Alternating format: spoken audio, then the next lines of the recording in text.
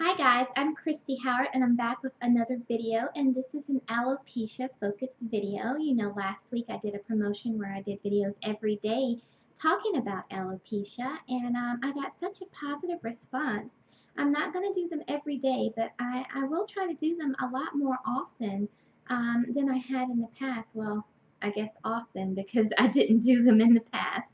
But first off, I have alopecia areata, and that's why I don't have any hair. If you haven't watched my other videos, I kind of went through my whole story, and I actually did a radio interview on Ask Tall Paul's Blog Talk radio show.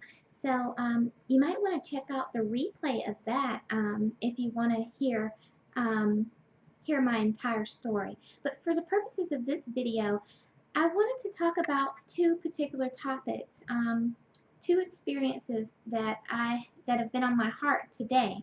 This morning I went to Walmart after the gym to pick up a few groceries and some household items, and I ran into a young lady there who well, she wasn't a young lady, she was an older lady, but a nice lady.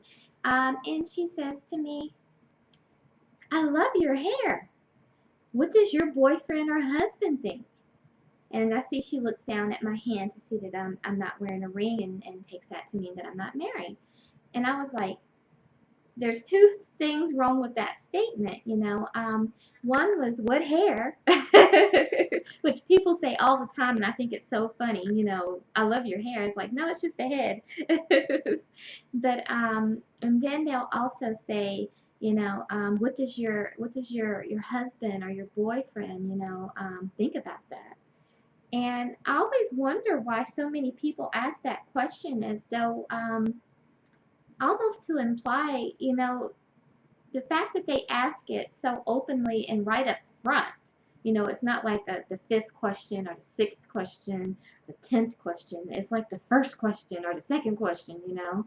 Um, Almost implies that it has to be okay, you know, with a man, or with my man or my husband or my spouse, that, you know, it's only okay if they say it's okay.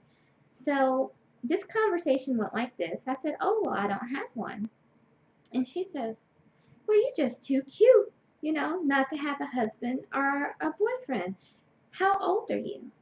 And so I replied with my age. I'm 35. And, you know, she comes up to me and she says, "Oh, you're going to be like me. I was never married and never had any kids." And then she, you know, goes on to say, because I was in gym clothes. So she says, "Do you run?" Because I had on my running shoes, and I was like, "Yes, I just got done running. I ran 3 miles." And she said, "Oh yeah, girl, I run too. Yeah, I run 3-4 times a week." And, you know, she's like, "People don't know, you know, I'm an older woman." She was, I think she said that she was 63, and she was like, "I got a six-pack under here," and she lifts her shirt up just a little bit, you know, as she's talking. It was really cute. And she's in great shape. You can tell, you know, I could tell that she was a health and fitness enthusiast by just looking at her posture. You know, usually someone that starts to get in their golden years, as they say, you know, their posture isn't so strong. And, you know, it was clear that she eats well because her skin was so clear, and, you know, other things. But I tell you that story because this morning when I got up and I looked at some of the groups that I belong to, and right now I admin a group called I Am Not My Hair. And one of the pictures up there was a family that was bald. I assume it's because the mother, for whatever reason, is bald, be it because she is ill or has some type of alopecia. And the little baby and the husband were also bald, implying that they had shaved their head in support of the mommy. Um, on the surface, I think that that is a beautiful story, and I like the fact that other human beings want to do things to make you feel more accepted in society. But on the other hand, I personally, whether it was because of alopecia, because of cancer, or anything, I personally don't want and would not, you know, need anybody else to shave their head to make me feel better. Um, and please don't get me wrong. I think that it is a beautiful gesture, and some people are not where I am, so it would mean a lot to them if their best friend went and shaved their head because they had to go bald.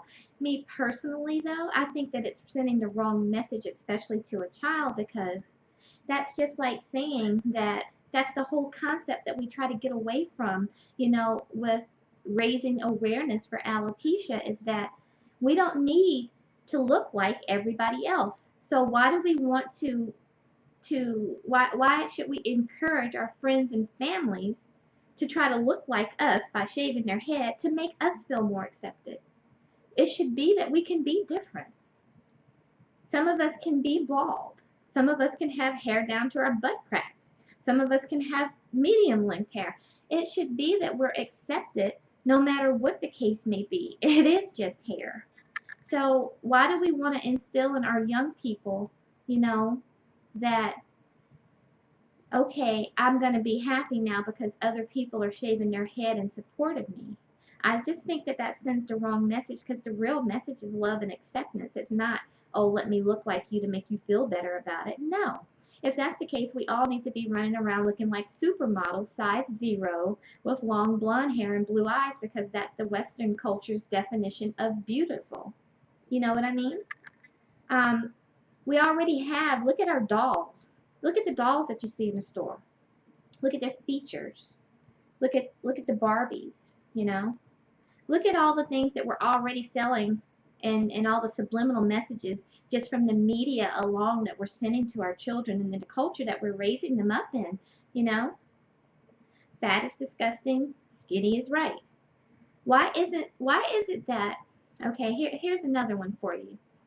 Why is it that when we see a really big person, an obese person, a lot of people have feelings of disgust for that? They think, oh my God, they're so big. Oh, I just heard, somebody that I know a few weeks ago, and he was talking about his own relatives. He was like, I can't deal with fat people. I said, wow, do you not have fat people in your family? He's like, yeah, I have a whole bunch of them, almost all of them. And I was like, wow, you feel that way about your own family? But then when we see someone that's ridiculously skinny, as in anorexia, or some people are naturally really, really thin and frail, we tend not to have the same disgust for that. Why is that? We're like, oh, she's very little. But it's almost like it's okay. We should have the same distaste for someone who's ridiculously skinny or anorexic or what is it? Anorexic and bulimic. We should have the same disgust in our hearts and in our tone for that as we do for someone who's obese, because they're equally as wrong. They're equally as on one side of the spectrum of the other. They're unhealthy, unhealthy in different ways, but unhealthy just the same. So my point is that in America, we already have so many things tugging at us that tell us how we're supposed to be, how we're supposed to look, how we're supposed to walk, how we're supposed to dress, what schools we're supposed to go to, what we do, what is our definition of success. Go to school, make good grades so you can get into college and work for the rest of your life. That's what most of us have taught our children. That's what I was taught to do. Thank God I had a mind of my own to think about entrepreneurship, and that, it piqued my curiosity that I could be my own person, my own boss, that I don't have to follow those traditional measures. I don't have to work the system till I'm 65 plus. I don't have to do 9 to 5 to 65. So I say that to bring this back around to alopecia is that I personally do not promote other people shaving their head to make people with alopecia or people with cancer or anything else feel better or more accepted. What we should be promoting is that we don't treat those people differently because they don't have hair. That's the statement, and that's the cause that I want to represent, And it may sound harsh, but in its essence, what we want is just, we want to be accepted in the same manner that everybody else is, and not, not from a place of pity, or not from a place of, oh, well, let me do this to make you feel. No, it's not about that. And I don't make a big deal about my head, but other people do. I'm I don't make a big deal about it. I don't want anybody to treat me any differently because I don't have hair. I'm perfectly fine, you know? What if I wore a wig every day and you didn't know I didn't have hair? Would you treat me the same?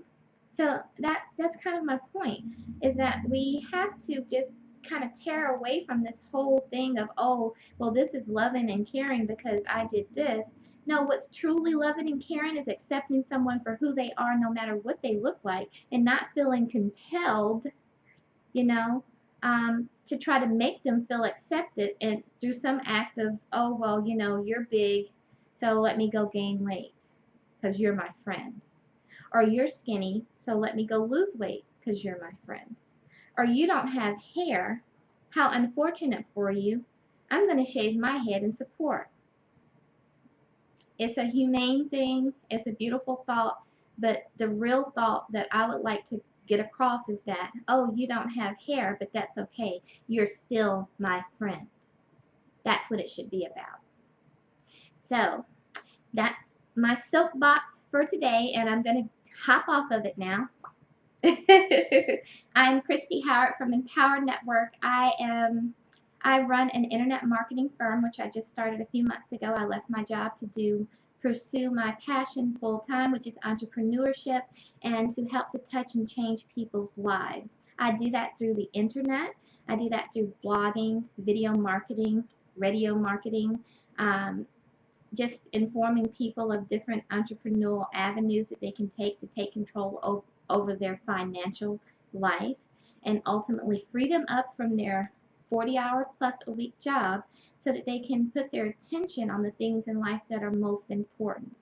It's not that money is everything, folks, but having money gives you the freedom to go and pursue what you want to do, one, and also gives you the time, flexibility, and options to deal with life's real problems. So, that being said, if you are interested in finding out more about what it is that I do, how I earn a living, and how you can do the same for you and your family, please click the link below. The link below will take you to my page where it will ask you for your email address. Put in a good email address there and you can watch a video. That video will tell you all about the opportunity, what it's involving, and what's in it for you.